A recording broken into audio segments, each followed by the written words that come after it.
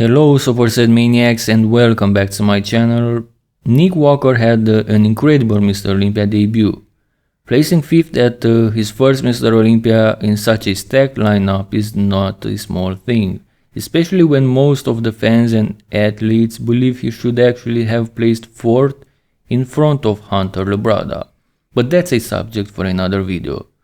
Truth is that placing top 5 at your first Mr. Olympia debut is very rare in the modern era.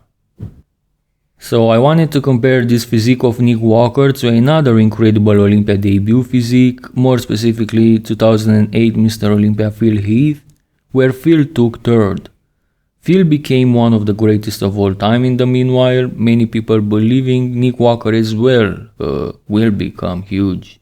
So let's see at this point how these two incredible Olympia debut physiques fare against each other.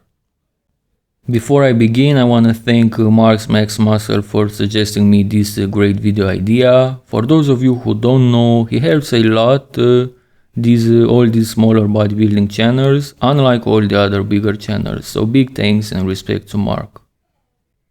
And without further ado, let's start the comparison, and looking at the front double biceps, I have to mention right from the start that camera angles are again quite different for these two shows.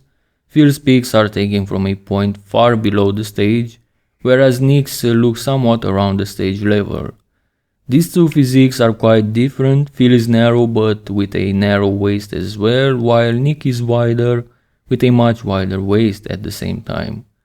Both have great arms overall, ripped midsections and great wheels. Phil looks rounder and fuller overall, while Nick presents the thinner skin and the harder muscles. Nick also has the peakier biceps, but Phil's are longer and more defined. Phil also has an advantage at the forearms and the calves departments. Overall, I would give this pose to Phil Heath, but Nick is right there with him. Front lat spread, and in spite of Phil's narrow structure, he presents the smaller waist and the way more visible lats, thus presenting the more superior taper. Both of them know what to do with their midsections here, Phil flexing his abs and Nick sucking in the midsection. Downstairs, Phil presents more fullness and the better calves. This is once again a Phil Heath pose. Side chest, and this is a strong pose for Nick Walker. He's very thick upstairs with those big arms and shoulders. His chest looks improved since the New York Pro, something I used to mention he needs to improve. However, Phil Heath seems to be having an answer for anything Nick Walker brings to the table. Phil has arguably the better arms and shoulders. His chest also pops better, and downstairs I believe is a no contest for Phil Heath. The side chest goes to Phil Heath as well. Back double biceps, and even though Nick Walker is quite dominant in this pose usually, he goes against Phil Heath unfortunately here. Phil Heath, who's got those unmatched muscle bellies and that incredible separation through the back.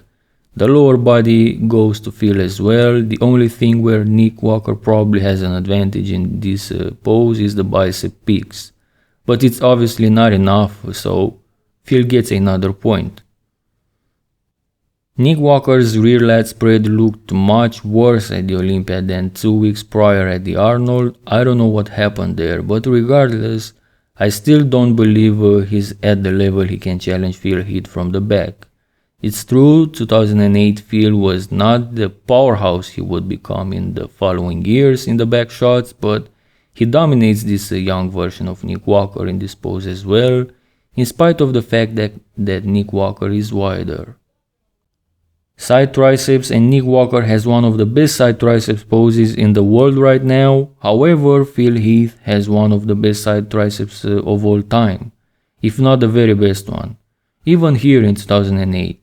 He looks so cartoonish with that roundness he presents everywhere.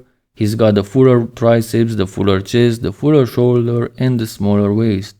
Lower body, as they look in these specific shots, I can see an argument for Nick Walker, but overall, Phil Heath runs away with this pose as well. Abs and thighs, and once again, in spite of Phil's narrow structure, he's got the so much narrower waist as well against Nick Walker. that Nick cannot capitalize on the width advantage. Phil even presents the better taper here, and considering his downstairs advantage, make him the favorite again in this pose as well.